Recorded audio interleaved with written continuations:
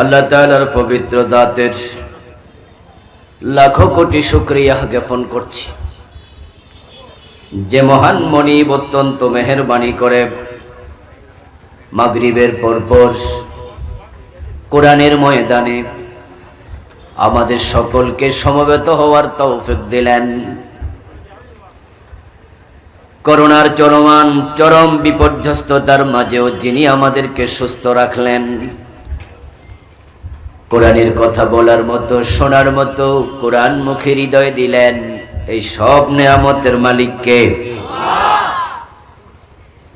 সেজন্য আমরা আলোচনা শুরুতেই মন প্রাণ উজাড় করে অন্তরের সবটুকুন শ্রদ্ধা এবং ভালোবাসা দিয়ে আমাদের মনিব আল্লাহ তাআলাকে শুকরিয়া জানাই, কৃতজ্ঞতা জানাই।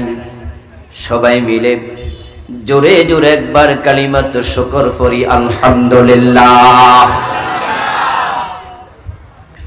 দুরূদ ও সালাম বিশ্বনবী সাইয়্যিদুল মুরসালিন ইমামুনা কুদওয়াতুনা হাবিবুনা উসওয়াতুনা সানাদুনা তাবিবু কুলুবিনা মুহাম্মাদুর রাসূলুল্লাহ সাল্লাল্লাহু আলাইহি ওয়াসাল্লামের উপর সাহাবায়ে কেরাম ও শুহাদায়ে জামেরা আলা ইল্লিয়িন আল্লাহ তাআলার কাছে কামনা করছি, বলুন আমিন।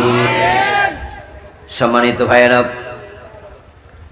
আমি আপনাদের সম্মুখে পবিত্র কোরআন মাজিদ থেকে সূরাতুল বাকারার 208 নম্বর আয়াতে কারিমা তিলাওয়াত করেছি। বিশ্বনবীর পবিত্র মুখ অনুসৃত একখানা ছোট্ট হাদিসে নববী পাঠ করেছি। আল্লাহ তাআলা তৌফিক দান করলে এখান থেকে কিছু কথা বলবো ইনশাআল্লাহ।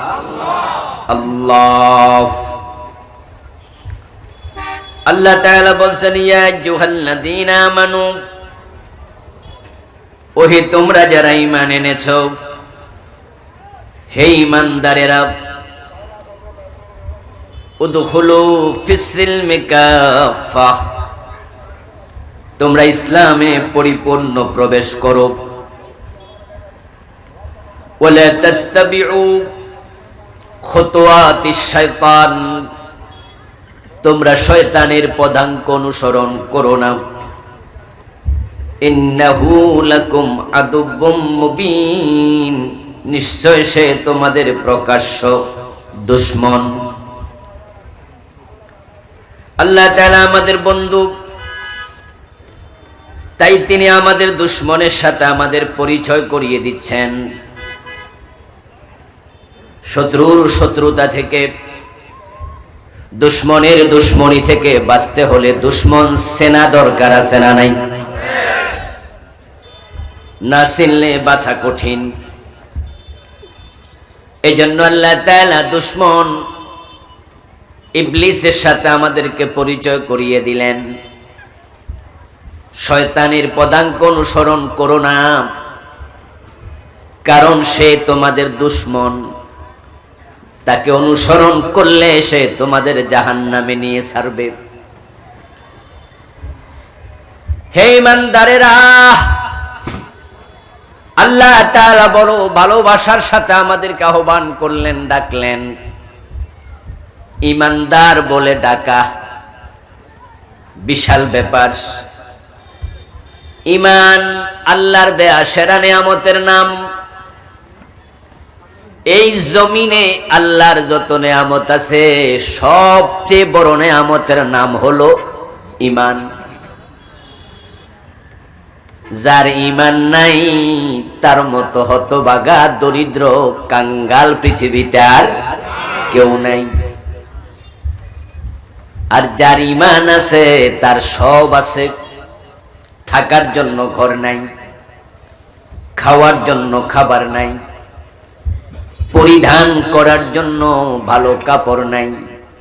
পরের জমিনে থাকে, খাস জমিনে বাড়ি বানাইছে, নৌকার মাঝেই বাড়িঘর বেঁধে ছেলে মেয়ে নিয়ে নৌকায় থাকে। এমন কিছু ভাসমান লোক আছে না নাই? বস্তিতে বাসা বানায়া থাকে, নৌকার উপরে যেরকম চাল থাকে বিভিন্ন জায়গায় যাই সফরে, দেখি রাস্তার পাশে এরকম সাল বানায়া বাড়ি বানাইছে। এমন গরিব, গায়ের মাঝে ভালো কাপড় নাই, রিক্সা যেটা চালায় সেটাও নিজে মালিক নয়, ভাড়া চালায়। আমার বন্ধু, যদি তারও ঈমান থাকে সে দুনিয়ায় গরিব হতে পারে, কিন্তু আল্লাহর কাছে সে গরিব নয়। কারণ ঈমান বড় দামি নেয়ামত। এই ঈমান নিয়ে যে মারা যাবে নিশ্চিতভাবে সে আল্লাহর জান্নাত পাবে।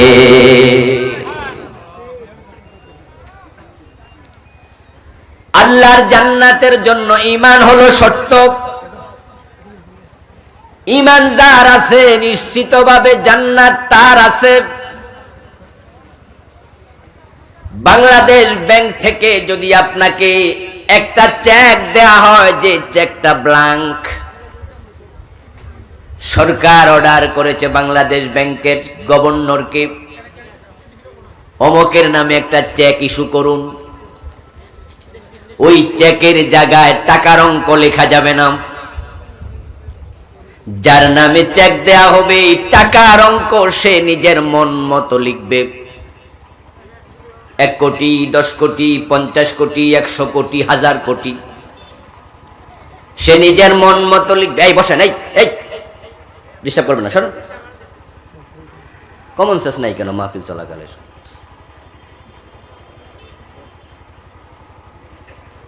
আপনার নামে চেক ইস্যু হলো, কিন্তু চেকে টাকার অঙ্ক নাই, ব্ল্যাঙ্ক, খালি। এই চেকটা যদি আপনাদের মগনামা এলাকায় কোন রিকশাওয়ালাকে দিয়ে বলা হয় বাংলাদেশ ব্যাংক থেকে চেক ইস্যু হয়েছে, গভর্নরের সিগনেচার আছে, সরকার অর্ডার করেছে, অঙ্কটা তুমি লিখে নিও। তুমি যা লিখবে ওই অঙ্ক সরকার ব্যাংক থেকে তোমাকে দিতে বলেছে, তারা দিতে বাধ্য।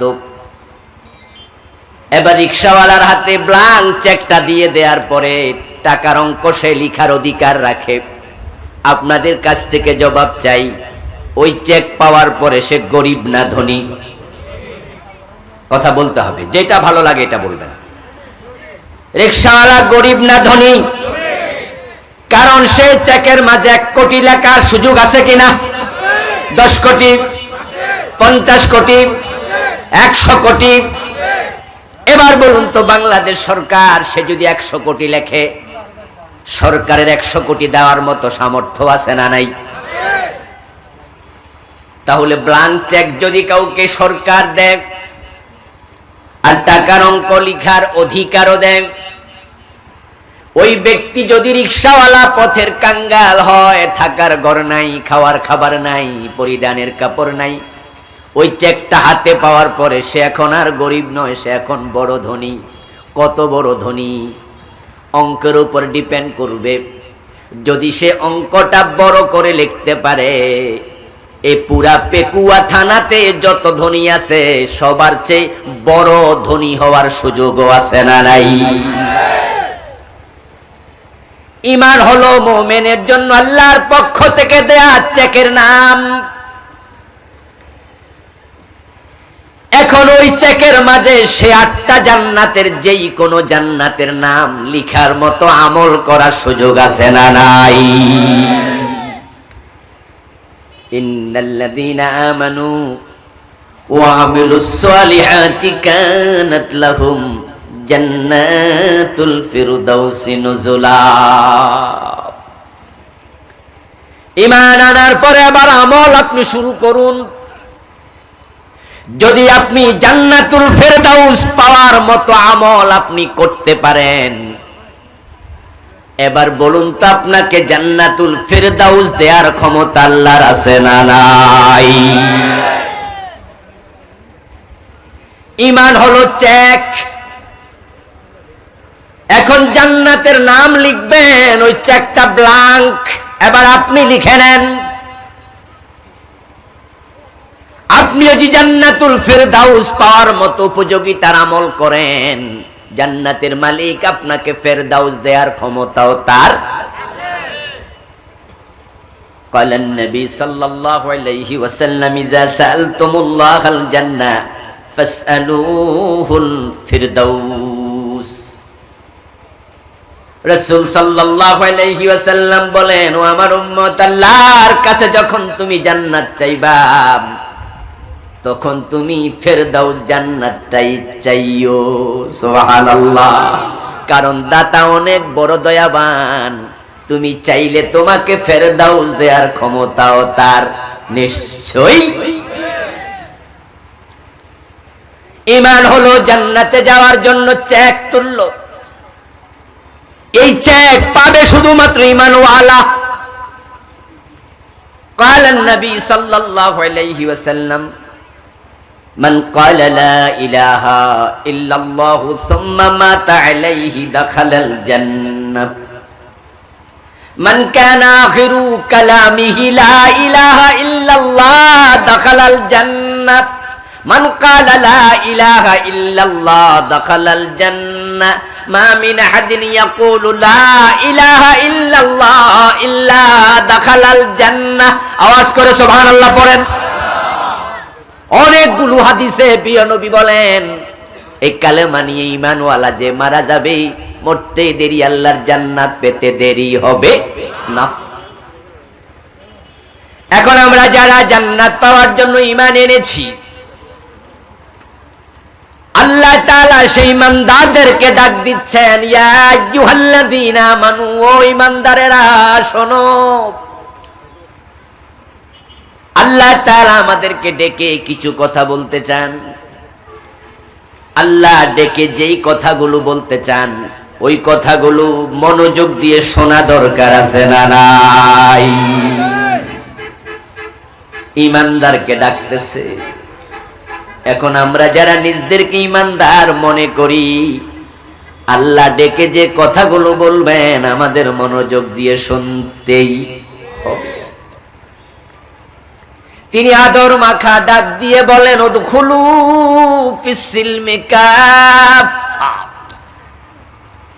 যারা ঈমান এনেছো তোমরা আবার ইসলামে পরিপূর্ণ প্রবেশ করে ফেলো।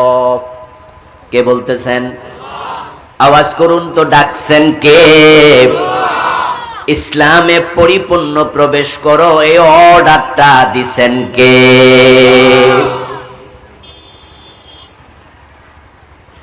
ঈমান আনার পরে আপনি যদি মনে করেন আপনার কাজ শেষ, তাহলে আপনি ভুল করবেন।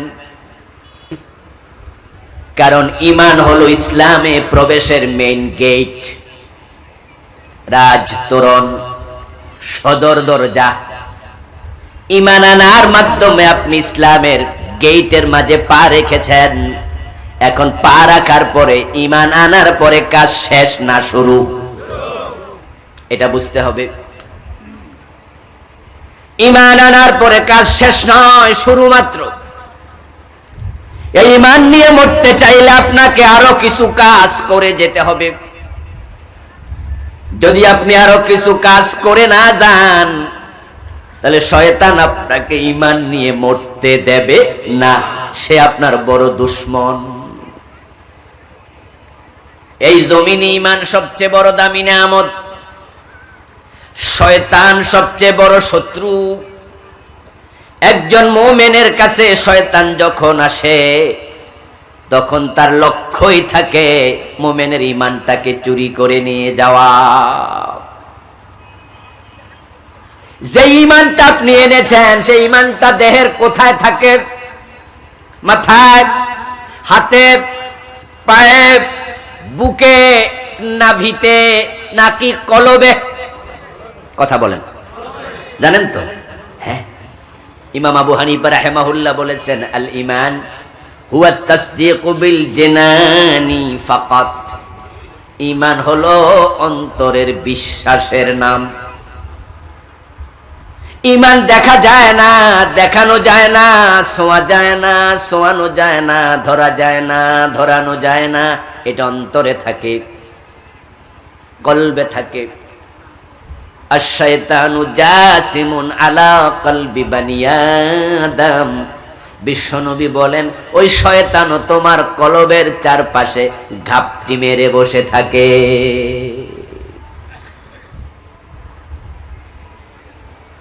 আমাদের এলাকায়, আপনাদের এলাকা তো থাকতে পারে, যেখানে মাছের ঘের থাকে, মাছের ঘের পাহারা দেওয়ার জন্য ছোট ছোট ঘর বানায়। যদি কোথাও মাছ চাষ করে পুকুরে, ওই মাছ চাষ আপনার মাছ পাহারা দেওয়ার জন্য পুকুরের পাড়েও ছোট ছোট ঘর বানায় কিনা? আচ্ছা, ওই ঘরে কোনোদিন চোর ঢোকে নাকি? কারণ চোর জানে এই ঘরে হারিকেন ছাড়া আর কথা না করলে তো মজা পাই না ভাই। যেখানে মাছের ঘের পাহারা দেয় ওই ঘরে কি স্বর্ণ থাকে? টাকা থাকে? সেখানে থাকে হারিকেন, মোমবাতি। ওই ঘরে চোর যায় না, কারণ চোর জানে সেখানে যাইয়া লাভ কি? হিন্দুর কলবে যায় না শয়তান, বৌদ্ধের কলবে যায় না, ইহুদির কলবে যায় না। আশ-শাইতানু জাসিমুন আলা কলবি বনি আদম। এখানে বনি আদম বলতে মুমিন বোঝানো হলো। শয়তান মুমিনের কলবের চারপাশে গাপটি মারে, কারণ সে জানে মুমিনের কলবে ঈমান থাকে। সে প্রতিনিয়ত ঈমান চুরি করার জন্য চেষ্টা করছে। ওই ঈমান যদি আপনাকে বাঁচাতে হয় তাহলে আল্লাহর কিছু নির্দেশনা আপনাকে মানতে হবে।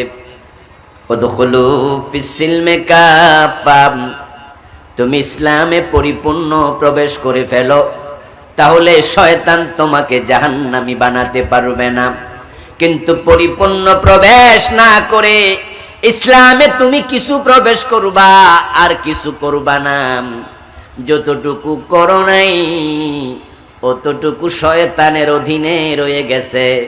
আর শয়তান এত বড় দুশমন, সেই পাওয়া অংশটুকু ধরে টান মাইরা বাকিটুকুও ছুটাইয়া নিয়ে যাবে। ঈমান আনার পরে তুমি দাঁড়াইয়া থেকো না, ইসলামে পরিপূর্ণ ঢোকো। কুতিবা আলাইকুমুস সিয়াম, রোজা রাখার আদেশ করা হলো, রোজা রাখো। ফামান শাহিদা মিনকুমুশ শাহরা ফালিয়াসুমহু, রমজান মাসে যে বালেগ লোক, বালেগা নারী হাজির থাকবে, সে যেন রোজা রাখে। অর্ডার করেছেন কে? অর্ডারের কারণে রোজা রাখা নফল না ফরজ? আকিমুস সালাত, নামাজ কায়েম করো। অর্ডার করছেন কে? নামাজ কায়েম করা নফল না ফরজ? ওয়াতুজ যাকাত, যাকাত দাও, আদেশ করেছেন কে? ধনীদের জন্য যাকাত দেয়া নফল না ফরজ?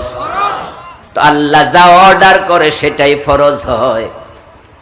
ইসলামে পরিপূর্ণ প্রবেশ করো, এই আদেশটাও করেছেন কে? এখন আপনাদের মুখ থেকে জানতে চাই, সবাই বলতে হবে ইসলামে পরিপূর্ণ প্রবেশ করা নফল না ফরজ? এই ফরজ কাজের ধারে কাছেও হাজার হাজার লোক নাই। ইসলাম মানে না তা নয়, কিন্তু পরিপূর্ণ মানতে রাজি নাই। তাই লাখ লাখ মুসলমান এই দেশে পাওয়া যায়, মসজিদে গিয়ে আল্লাহকে মানে, আদালতে মানতে রাজি হয় না।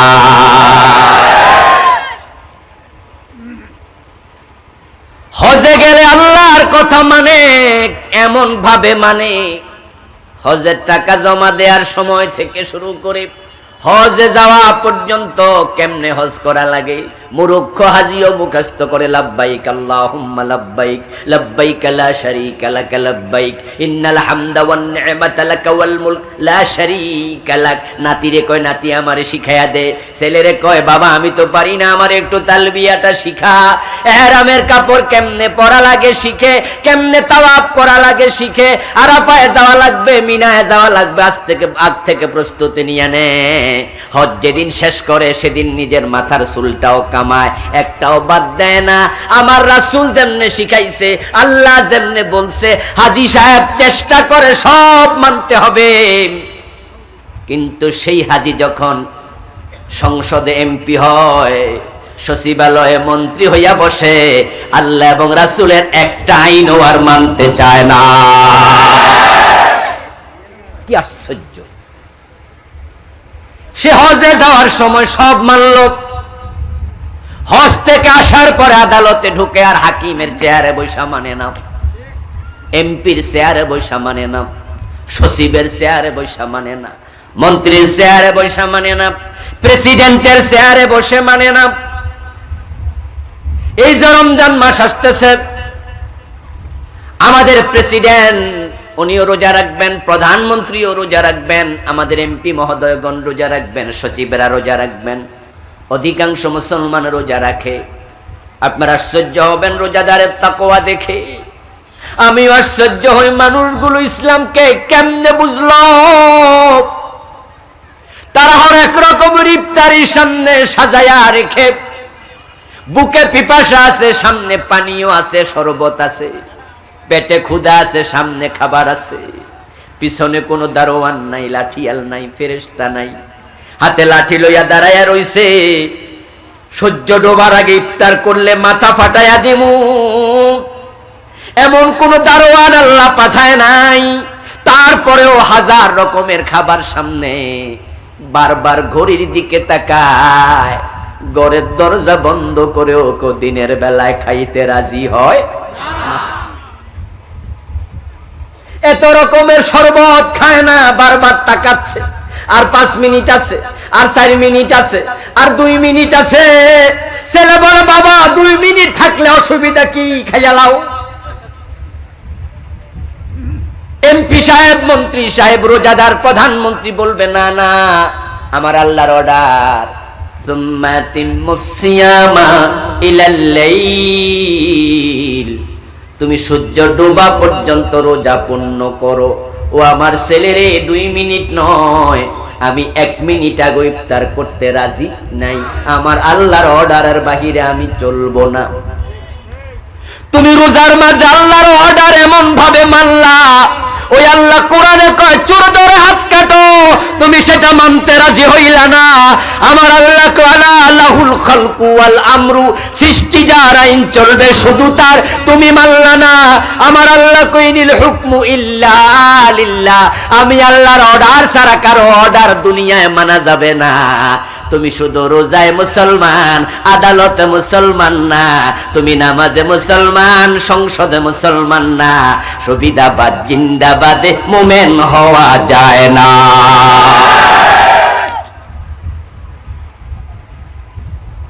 উদখুলু ফিস সিলমি কাফা, ওই ইমানদাররা ইসলামে পরিপূর্ণ প্রবেশ করো। অর্ডার কার? ভাইয়েরা বলুন জোরে, কার? আল্লাহর অর্ডার মানা নফল না ফরজ? আপনি অর্ধেক মানলেন, ইসলামের অর্ধেক মানলেন না। পরিপূর্ণ না অপূর্ণ? অপূর্ণ থেকে জান্নাত পাওয়া না। ইসলামে পরিপূর্ণ প্রবেশ করতে আমরা বাধ্য। আল্লাহ তাআলা যত বিধান ইসলামে দিয়েছেন, যদি আপনি শুধু একটা না মানেন, আপনি বাকিটা মাইনা লাভ নাই। বিষয়টি খুব সেনসিটিভ। এই ক্যামেরাগুলোর মাধ্যমে লাখ লাখ লোকের কাছে ওয়াজ চলে যাবে। আমি বিনয়ের সাথে আরজ করব, সবাই মনোযোগ দিয়ে আমার কথাটি শুনবেন। ইসলামের যত বিধান আছে, ফরজ বিধান, হারাম বিধান, ফারায়েজ এবং হুরুমাত, মাকরুহাত এবং ওয়াজিবাত, এই বিধানগুলো থেকে একটা অস্বীকার করবেন, অমান্য করবেন, বাকিগুলা মেনে কোনো লাভ নাই। আল্লাহর কোরআনের 30 পারার যত বিধান আছে, কাদিয়ানি সবগুলো মানতে রাজি, কিন্তু বিশ্ব নবী, শেষ নবী, এটা মানতে তারা রাজি হয় নাই। নামাজ মানে, রোজা মানে, হজ মানে, যাকাত মানে, ফরজ মানে, হারাম মানে, পর্দা মানে, জিকির মানে, কি মানে না, টুপি মানে, দাড়ি মানে, পাজামা, পাগড়ি, পাঞ্জাবি, মেসওয়াক, কোনটা মানে না? কাদিয়ানি সব মানলো, বিশ্ব নবী, শেষ নবী, এটা তারা মানলো না। আপনাদের কাছ থেকে ফতুয়া চাই, বলুন তো কাদিয়ানি মুমিন না কাফের? কেন কাফের? সব তো মানছে, কিন্তু একটা মানে নাই। ইসলামের বিধানগুলো এতটাই ইম্পর্টেন্ট, এবং নির্দেশনাগুলো এতটা সেনসিটিভ, আপনি যদি একটা না মানেন বাকিটা মেনে লাভ নাই। শয়তান আল্লাহর ইবাদত করতে করতে করতে করতে সে ফেরেশতাদের লিডার হয়ে গেছে, ওস্তাদ হয়ে গেছে। অথচ কোরআনে আল্লাহ বলছেন কানা মিনাল জিন, শয়তান ছিল জিন জাতির অন্তর্ভুক্ত। আল্লাহর ইবাদত করতে করতে সে এতটা উপরে উঠছে, এখন ফেরেশতাদের সাথে একসাথেই থাকে। আদম আলাইহিস সালামকে আল্লাহ যেখানে বানায়া ফেরেশতাদেরকে আদমকে সেজদা করতে বলেছেন, ওই মজলিসে ইবলিস নিজে হাজির ছিল। ইবলিস উপস্থিত, অথচ আল্লাহ তাআলা কথা বলতেছিলেন ফেরেশতাদের সাথে। ক্বালা রাব্বুকা লিল মালাইকাতি ইন্নী জাইলুন ফিল আরদি খলিফা। আল্লাহ তাআলা বলেন ফেরেশতাদেরকে তিনি বলেছিলেন আদমের ব্যাপারে কথোপকথন, আমি খলিফা বানাতে চাই। তারপরে এক পর্যায়ে বলছেন উসজুদু লি আদম, তোমরা আদমকে সেজদা করো।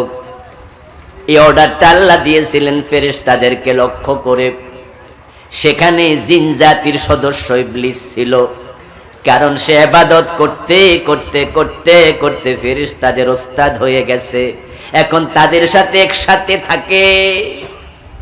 আল্লাহ তার উপরে এত খুশি, তার ইবাদত দেখে তারে প্রমোশন দিতে দিতে দিতে দিতে এখন ফেরেশতাদের সাথে একসাথে থাকতে দিছে। এই হলো ইবলিসের মাকাম, অবস্থান। কিন্তু বলুন তো ইবলিস আজকের এই দিনে মুমিন না কাফের? আবা ওয়াস্তাকবারা ওয়া কানা মিনাল কাফিরিন। আল্লাহ ফতোয়া দেয় ইবলিস কাফের হয়ে গেছে। এবার আপনাদের কাছ থেকে আমি জানতে চাই, জবাব ঠিক হলে আমি আর বলবো না, ব্যাঠিক হলে আমি সংশোধন করে দেব। আওয়াজ করে বলুন তো ইবলিস যে কাফের হয়ে গেল, আল্লাহর কয়টা আইন মানে নাই? মাশাআল্লাহ, একটা মাত্র। ইবাদত সে করেছে, হাজার হাজার বছর করছে, কিন্তু আল্লাহর একটা আইন মানে নাই। সাথে সাথে তার ঈমান আছে না গেছে? এতে বোঝা যায় ইসলামের একটা আইন যদি আপনি না মানেন বাকিগুলা মেনেও লাভ নেই। এজন্য আল্লাহ বলছে ইয়া আইয়ুহাল্লাযীনা আমানু, ও ঈমানদারেরা, উদখুলু ফিস সিলমি কাফা, ইসলামে পরিপূর্ণ ঢোকো। আসলে অর্ধেক দুইটা লাভও নাই। বুঝার জন্য কিছু এক্সাম্পল দেব, ক্লিয়ার হয়ে যাবেন, ফকফকা হয়ে যাবে ইনশাআল্লাহ। ওযুর ফরজ কয়টা? কথা বলেন না ভাইরা। ওযুর ফরজ কয়টা? চারটা। হাত ধুইলেন, মুখ ধুইলেন, মাথা মাসে করলেন, পা ধুইলেন না, ওযু হইছে কত পার্সেন্ট? হ্যাঁ, করলে চারটাই, না করলে নাই, মাঝামাঝি রাস্তা। নামাজের মাঝে আরকান হাকাম 13টা ফরজ আছে না নাই? 12টা মানছেন, শুধু সিজদা 2টা দেন নাই। কতটুকু নামাজ হইছে? একবারে নাই। মানলে 13টাই, না মানলে মোটেও না। কিছু মানবা কিছু মানবা না, সুবিধাবাদ জিন্দাবাদে মুমিন হওয়া যায় না। আল্লাহ ডিসকাউন্ট দেয় না, ডিসকাউন্ট দিয়ে আল্লাহর অভ্যাসই নাই। কারণ আপনাকে আমাকে তিনি ডিসকাউন্ট কেন দেবেন? কোন দরকার?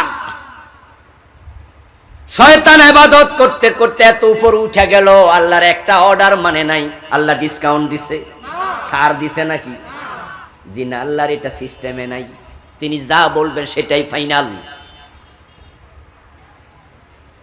রিকশাওয়ালা সারাদিন চৈত্র মাসের দুপুরে রোজা রাইখা রিকশা চালাইয়া ঘেমে গেছে, গায়ের গেঞ্জিটা গা থেকে খুলে এরকম সিপ মারে, পানি পড়ে কলের পানির মতো, চাপা কলের পানির মতো পানি পড়তেছে। ক্লান্ত শ্রান্ত দেহ নিয়ে আসরের নামাজ পড়ে মসজিদের ইমামকে বলো, হুজুর সারাদিন রিক্সা চালাইছি, ঘুরছি খাইল্লা গাড়ি লইয়া, কাস্টমার তেমন পাই নাই, যাত্রী কম পাইছি, টাকা পয়সা যা জমছে, চাল কিনলে তরকারি কেনা যাবে না, তরকারি কিনলে চাল কেনা যাবে না। এখন আমি গরিব রিক্সাওয়ালা, 15 ঘন্টা লম্বা রোজা, আর 1.5 ঘন্টা মাত্র বাকি আছে, 13.5 ঘন্টা রেখেছি। যদি একটু ইফতার করার অনুমতি দিতেন, আর 1.5 ঘন্টা মাত্র আছে, তাহলে শরীরে একটু বল হইতো, বিকালে কাস্টমারও পাইতাম, রিক্সা চালাইলে তরকারি টাকা জমতো। কিন্তু শরীরটা এত দুর্বল, এখন আর রিক্সা চালাইতে পারবো না, কিন্তু টাকাও তো নাই। হুজুর গরিব দিকে তাকায়া কয়, 15 ঘন্টা রোজা, প্রায় 14 ঘন্টা রাইখা লাইছেন, 1 ঘন্টা না রাখলে আর কি হইব? যান ইফতার করে রিক্সা চালান, সওয়াব তো 80% পাইয়াই গেছেন, ঠিক না? কত পার্সেন্ট পাইতো? ইফতার করলে কত পার্সেন্ট পাইতো? 14 ঘন্টা রাইখা 1 ঘন্টা বাদ আছে, 80% না হোক 70% তো সওয়াব পাইছে। 50%? কত পার্সেন্ট? যদি এই টাইমে হুজুরের ফতুয়া শুনে ইফতার করে, রোজা আছে না গেছে? 1% তো পাবে না। যদি কেউ বলে আপনি এত শক্ত ফতুয়া দিলেন কেন হুজুর? আল্লাহ কি রহমান নয়? তিনি কি গাফফার নয়? তিনি তো দেখছে বেটা গরিব মানুষ, এই জন্য হুজুরের ফতুয়া ঠিকই আছে। আল্লাহর রহমান গাফফার নামের উসিলা ধইরা অর্ধেক রোজা রাইখো না, 14 ঘন্টা রেখে ইফতার করিও না, সূর্য ডোবার 1 মিনিট আগেও যদি রোজা ভাঙো, তিনি গাফফার ঠিক আছে, কিন্তু অর্ডারের মাঝে তিনি ডিসকাউন্ট দেন না।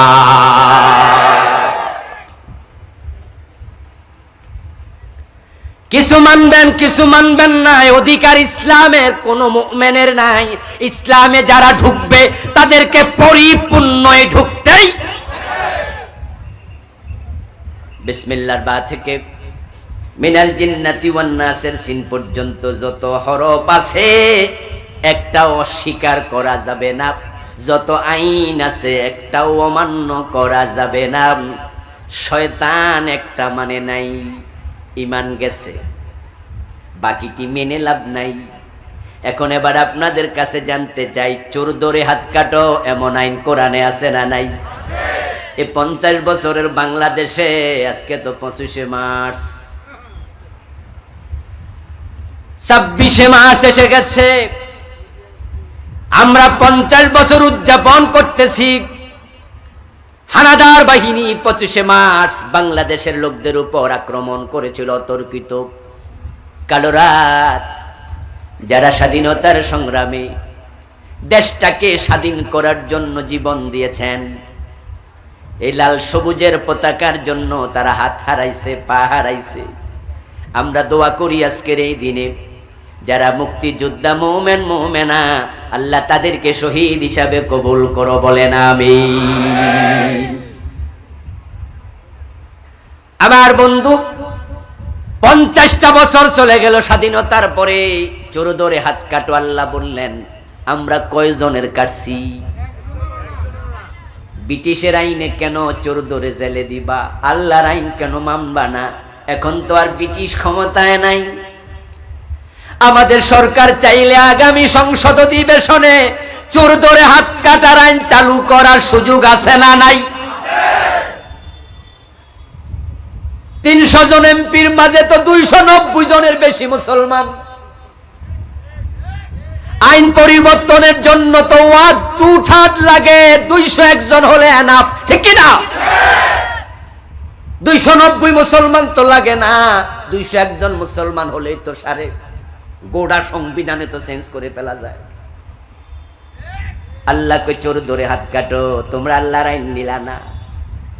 আল্লাহকে জানা করলে পাথর মারো, অবিবাহিত হলে 100 বেত লাগাও, তোমরা নিলা না। ইসলাম বলে মদ পান করলে 80 বেত লাগাও, তোমরা নিলা না। শয়তান একটা নেয় নাই, তার ঈমান থাকে নাই।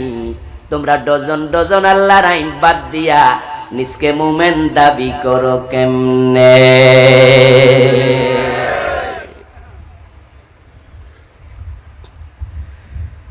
ও বন্ধু, ইসলাম এমন এক বিধান যেটাতে অর্ধেক আসার সুযোগ নাই। ও দখলো ফিসিলমে কাফা, পুরা ঢোকো।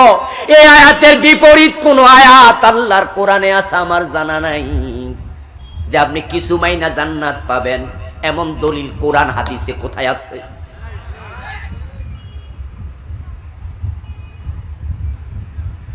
যখন গরমকাল এসে যায় তখন মশার উপদ্রব বেড়ে যায়।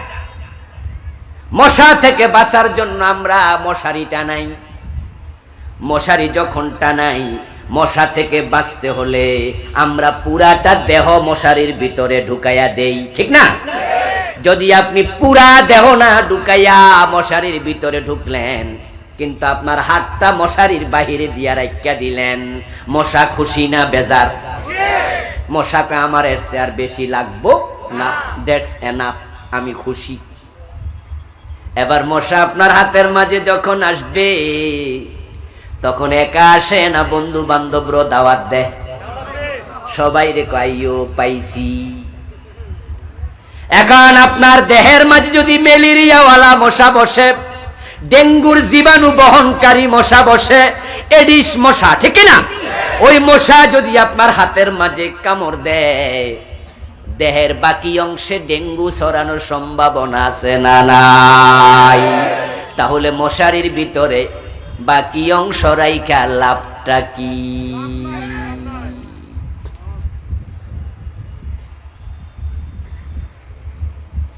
চট্টগ্রাম যাওয়ার জন্য চকরিয়া গেলেন, বাসে উঠলেন।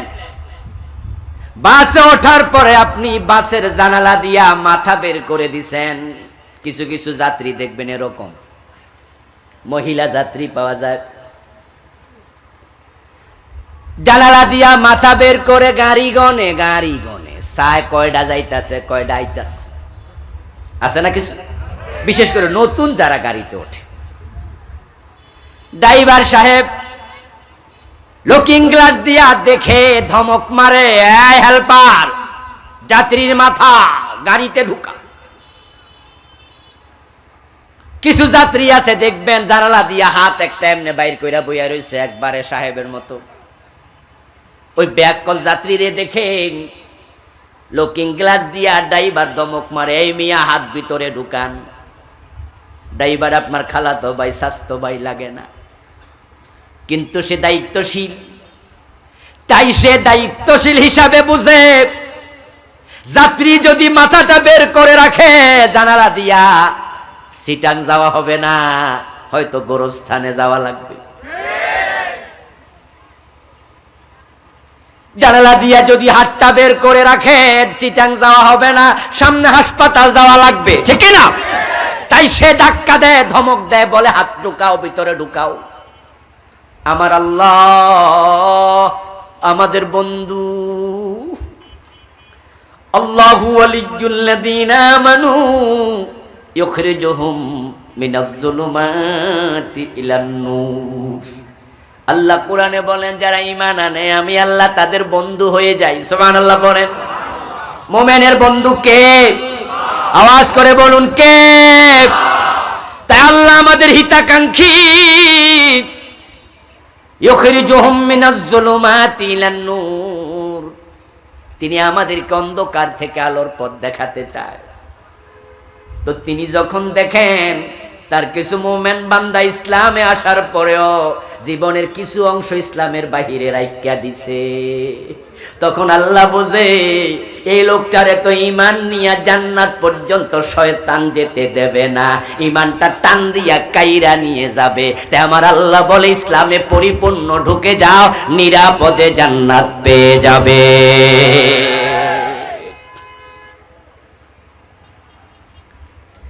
এখন আপনারা যারা ইসলামে কিছু নিছেন কিছু নেন নাই, আপনারা কেউ মনে মনে কোন হুজুর হ্যাঁ কিছু তো নিছি,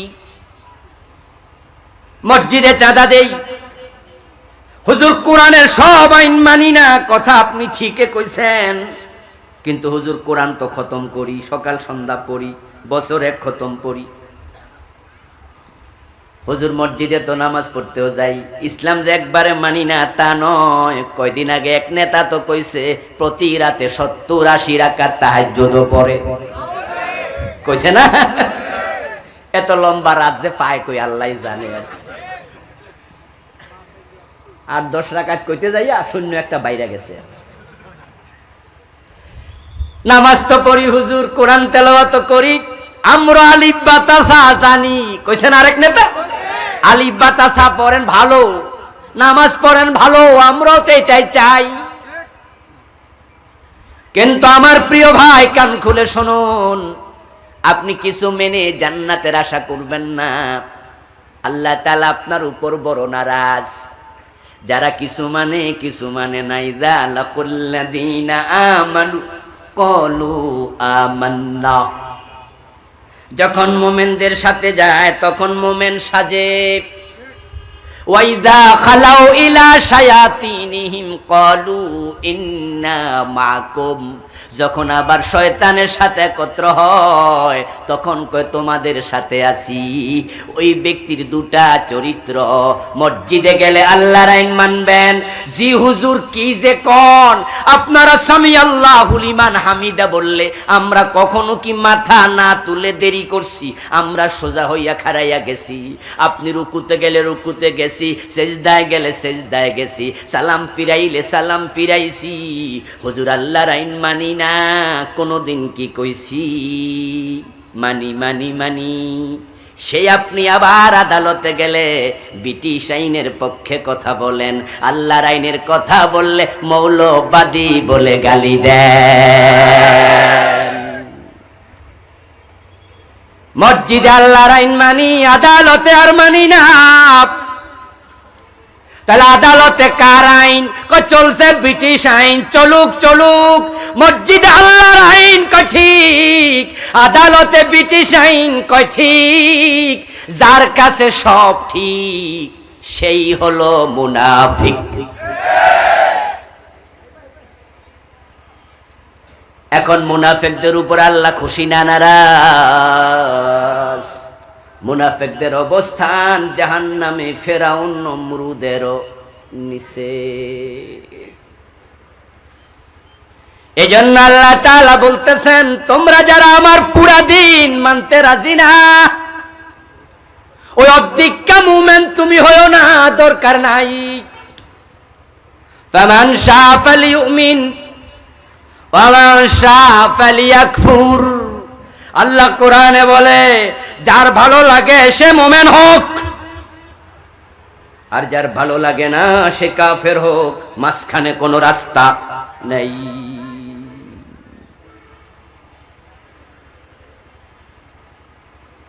মাঝামাঝি রাস্তা খুঁজিও না।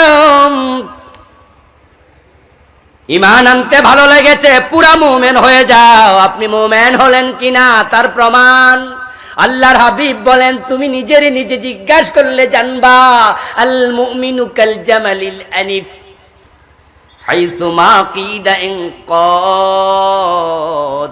প্রিয় নবীজি বলেন, সেই তো প্রকৃত মুমিন হলো যেই ব্যক্তি নাকে রশি পরানো ওটের মতো হয়ে গেল।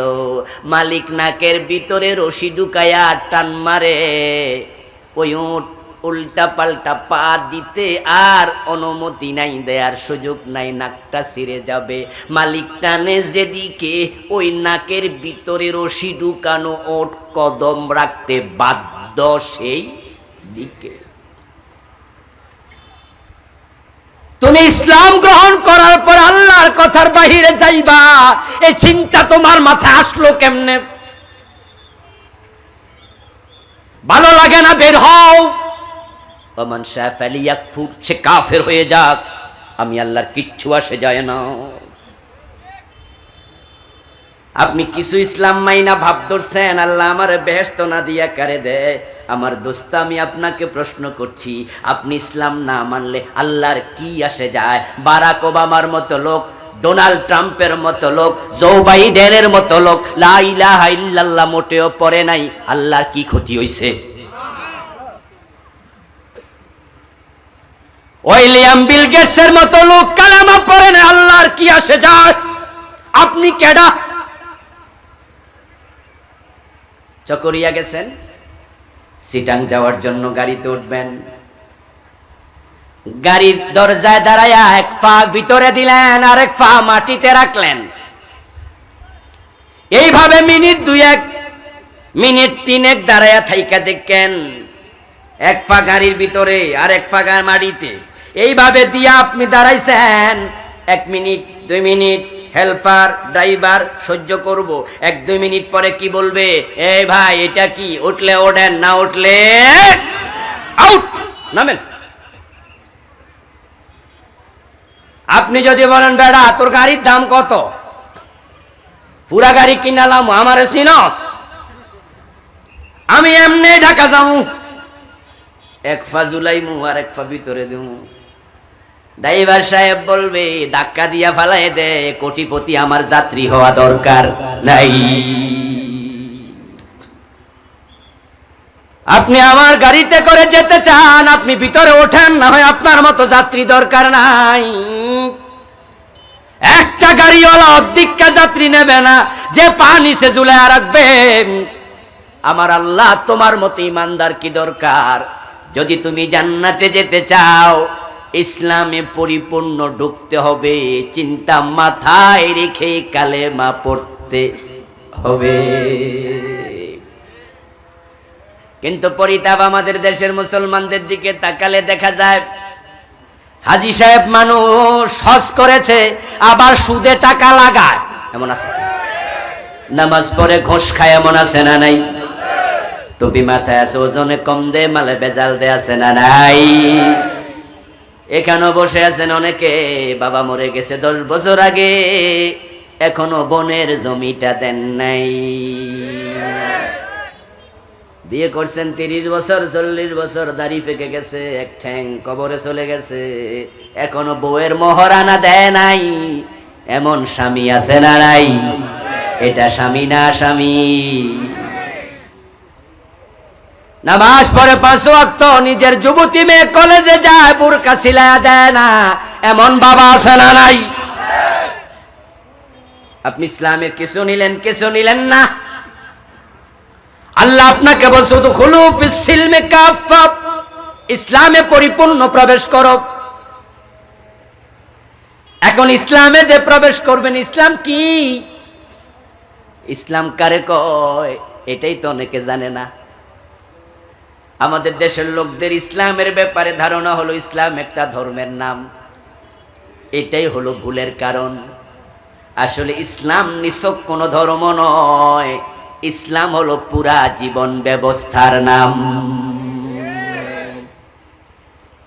হিন্দু ধর্ম 12 মাসে 13 পূজা, দায়িত্ব শেষ। খ্রিস্ট ধর্মের কাজ সপ্তাহে একবার গির্জায় যাবে, দায়িত্ব শেষ। ইহুদি ধর্মের কাজ সপ্তাহে একবার সেনেগালে যাবে, দায়িত্ব শেষ।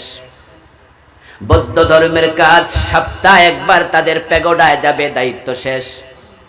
কিন্তু আপনি যদি মনে করেন মসজিদে দিনে 5 বার যাব, দায়িত্ব শেষ, আপনি ভুল করবেন। না না, আপনার ঘুম থেকে ওঠে আবার ঘুমাতে দেওয়া পর্যন্ত, পাকঘর থেকে সংসদ ভবন পর্যন্ত, জীবনের বটম থেকে টপ লেভেল পর্যন্ত আপনি আছেন যেখানে, ইসলাম থাকা লাগবে সেখানেই। এজন্য আপনি থুতু কিভাবে ফেলবেন সেটা ইসলামে আছে না নাই? কোন কাতে ঘুমাবেন সেটাও আছে না নাই? ইসলাম কি? ইসলামের সংজ্ঞা হলো হিয়া শারা'i আল্লাতী ইয়াতাহাক্কাকু বিহাস সালাম। ইসলাম হলো কিছু আইনের নাম, যে আইনগুলো মেনে চললে সমাজে শান্তি এসে যায়। ইসলাম হলো কিছু বিধানের নাম, যেই বিধানগুলো আল্লাহ তাআলা কোরআনে দিয়েছেন, বিশ্বনবী হাদিসে দিয়েছেন। এখন আপনি আর আমি মুসলমান হলে পরে ওই বিধানগুলো মেনতে আমরা বাধ্য হব। যখন থেকে বাধ্য হবেন, শান্তি কায়েম শুরু। আল মুসলিম মান সালিমাল মুসলিমুনা মিন লিসানিহি ওয়া ইয়াদিহি, সেই তো মুসলমান হলো যার হাত থেকে, যার মুখ থেকে অন্যরা নিরাপদ হয়ে গেল। এখন এবার বলুন তো, বাংলাদেশে আমরা যত মুসলমান আছি, আমাদের হাত থেকে যদি অন্যরা নিরাপদ হতো, এই হাত যদি আর কোনোদিন চুরি না করত, যেই হাত চুরি করত ইসলাম সে হাত কেটে ফেলে দিত, তাহলে বলুন তো দরজা খুলে ঘুমানোর সুযোগ আছে না নাই? মুসলমান মানে যার হাত থেকে অন্য নিরাপদ থাকবে। এই যদি সত্য বাস্তবতা পাওয়া যেত, আমার হাত কারো গায়ে থাপ্পড় দেবে না, কারো ক্ষতি করবে না, কাউকে গুলি করার তো প্রশ্নই আসে না, আমার হাত দিয়া ক্ষতি হতে পারে এমন ইঙ্গিত করার অধিকার আমার নাই। আমার আল্লাহ আমারে ধরবে, এই হাত দিয়ে আমি খারাপ ইঙ্গিত পর্যন্ত করব না। এই যদি বাস্তবতা সমাজে পাওয়া যেত, এমপিদের পুলিশ নিয়ে চলা দরকার নাই, হযরত ওমরের জমানার মতো প্রেসিডেন্ট গাছতলায় ঘুমাতো, বডিগার্ডের প্রয়োজন হতো না। আচ্ছা, বিশ্বনবীর যুগে কি চুরি হয়েছিল? মদিনায় আসার পর ইসলাম কায়েম হওয়ার পরে চুরি ছিল, ডাকাতি, ধর্ষণ, রাহাজানি, খুন। খোঁজ নিয়ে দেখো শান্তি কাকে বলে, সমৃদ্ধি কাকে বলে। এই হাত দিয়ে অন্যের ক্ষতি হবে না, তাহলে আমি ওজনে কম কেমনে দেব? মালে বেজালটা কি দিয়ে মিশাবো? এই হাত কারো ক্ষতি করবে না। এই যদি ইসলাম হতো আর আমরা তাই করতাম, তাহলে কেউ তো ঠকার কথা ছিল না। আমার বন্ধু হযরত ওমর রাদিয়াল্লাহু তাআলা আনহুর যুগে আমরা দেখেছি, উনি মদিনা থেকে জেরুজালেম চলে গেছেন, সাথে উট টানার জন্য একজন চাকর, কোনো বডিগার্ডের প্রয়োজন হয় নাই। উনি গাছতলায় ঘুমায়া থাকতেন, এসএসএফ নাই, বডিগার্ড নাই, কিচ্ছু নাই, মনে আল্লাহ ছাড়া কারো ভয় নাই। যখন মানুষ ঠকে না, কেউ কাউকে ঠকায় না, তখন সমৃদ্ধি এত আশা আসলো মানুষের অন্তরে আল্লাহর ভয়। আমি ফজরের টাইম ঘুম থেকে উঠে নামাজ পড়ি, আমারে কেউ ধাক্কাইয়া তোলে না, আমার আল্লাহ হিসাব নেবে। ঠিক আমি বছরে একবার যাকাত হিসাব নিজের অঙ্কে নিজে কলম খাতা নিয়ে করব, 1 টাকাও কম দেব না, আমার আল্লাহ আমারে ধরবে। এই চিন্তা যদি মাথায় ঢুকে যেত, ধনীরা সবাই যাকাত দেয়া শুরু করতেন। বাংলাদেশে অভাব মুক্ত হতে 20 বছর, 10 বছর, 15 বছরের বেশি লাগার কথা ছিল না। আমরা হযরত ওমরের যুগে তাই দেখেছি। জাকাত বিভাগের কর্মচারী কান্দের মাঝে জাকাতের টাকা লইয়া লইয়া বস্তায় ভরে হাঁটতো, জাকাত খাওয়ার লোক খুঁজে পেত না। মুসলমান প্রকৃত অর্থে আমরা ইসলাম যদি গ্রহণ করতাম, আল মুমিনুনা কাজাসাদিন ওয়াহিদ, বিশ্বনবী বলেন তামাম পৃথিবীর সব মুসলমান হয়ে যাবে একটা দেহের মতো।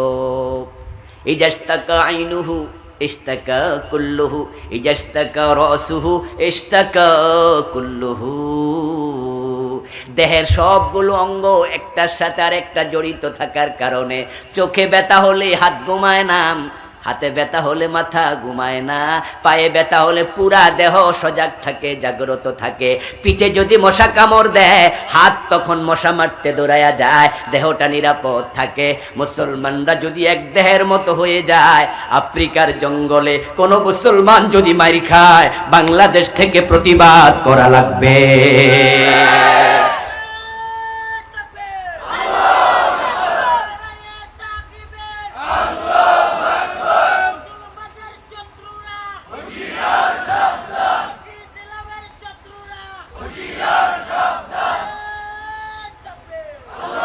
আমার বন্ধু মুসলমানরা যদি আজকে এক দেহের মতো হয়ে যেত, তাহলে মায়ানমারের মুসলমান মাইরি খাইয়া বাংলাদেশে আসার প্রয়োজন হতো না।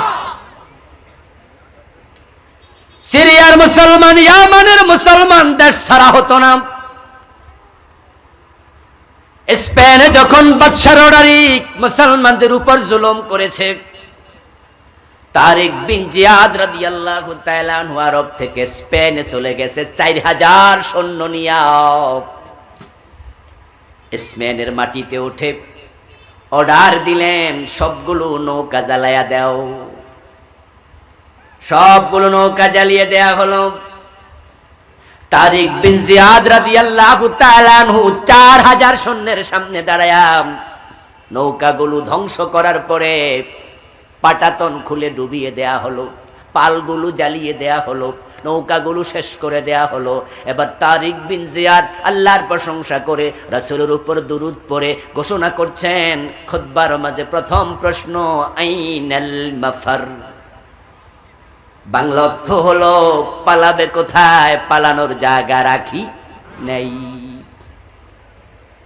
সামনে তোমাদের সৈন্য, পিছনে তোমাদের সমুদ্র, রডারিকের শত্রুদের সাথে সৈন্যদের সাথে যুদ্ধ করে তোমাদের শহীদ হওয়া, অথবা স্পেন দখল করা, আর না হয় সমুদ্রে ঝাঁপ দিয়ে মরা, কোনটা করবা ভেবে দেখো। সৈন্যরা সবাই নারে তাকবীর আল্লাহু আকবার স্লোগান দেয়া শুরু করলেন। বললেন, তারা কাপুরুষের মতো সমুদ্রে ডুবে মরতে রাজি না, আমরা জিহাদ করে শহীদ হতে রাজি আছি। আল্লাহ তাআলা স্পেনটা মুসলমানের হাতে তুলে দিলেন। 700 বছর স্পেনে কালেমার পতাকা পতপত করে উড়েছে। স্পেনে মুসলমান মাজলুম আরব থেকে চলে গেছে। এখন মায়ানমারে মুসলমান, ওরা কচু গাছের মতো কেটেছে, পাখির মতো গুলি করেছে। 10 লাখের উপরে বাংলাদেশে জান লইয়া পলায় আসছে। মায়ানমারে বাড়ি ছিল, গাড়ি ছিল, ব্যাংক ব্যালেন্স ছিল, ব্যবসা বাণিজ্য ছিল, কিন্তু এখন ওই মুসলমান বাংলাদেশে একে ভিক্ষুক।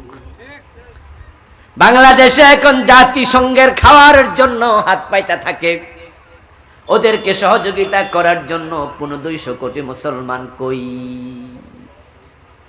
আমাদের 65টা রাষ্ট্র আছে, 57টা ওআইসির সদস্য, পরমাণু শক্তিধর পাকিস্তান আছে, আধুনিক সেনাবাহিনী সজ্জিত তুরস্ক আছে, কোটি কোটি ডলারের মালিক কাতার আছে, সৌদি আরব আছে, বাহরাইন আছে, কুয়েত আছে, আমাদের তেল আছে, আমাদের সৈন্য আছে, আমাদের সৈন্য আছে, 200 কোটি মুসলমান আছে। আমাদের যুবকেরা, বাংলাদেশে সরকার যদি বলে কোটি যুবক জিহাদের জন্য প্রস্তুত আছে, যদি তারা ঘোষণা দেয় মুসলমান নেতারা অস্ত্র দেব, টাকা দেব, পরমাণু অস্ত্র ব্যবহার করা হবে, মায়ানমার থেমে যেতে বাধ্য হবে।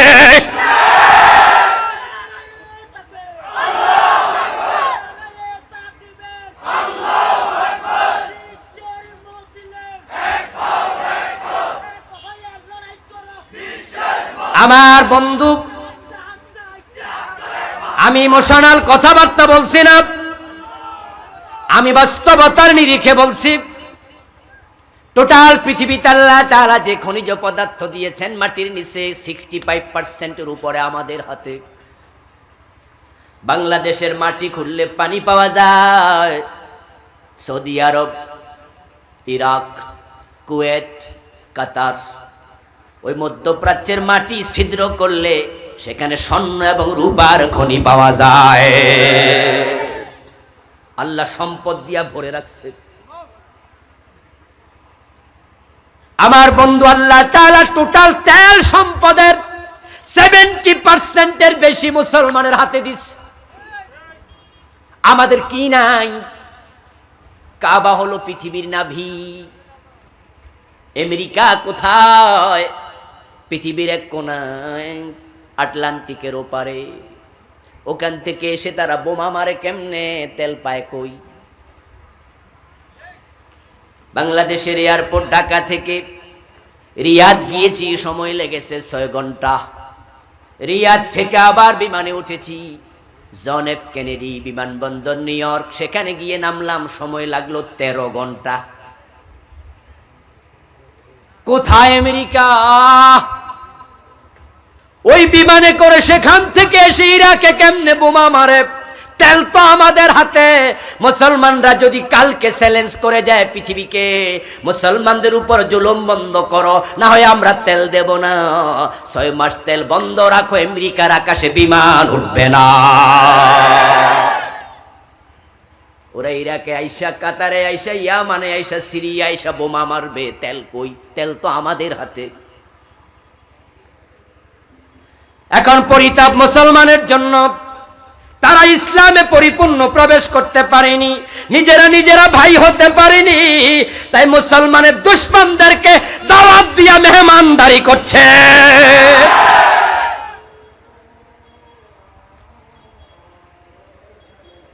যে আমেরিকা পৃথিবীর মুসলমানদেরকে শেষ করছে, তাদেরকে গুরু মানতেছে, যে মোদির হাতে মুসলমান হত্যার রক্ত লেগে আছে, তাকে মেহমান বানানো হচ্ছে। তো কপাল তোমাদের পূর্বে না, পূর্বে কার?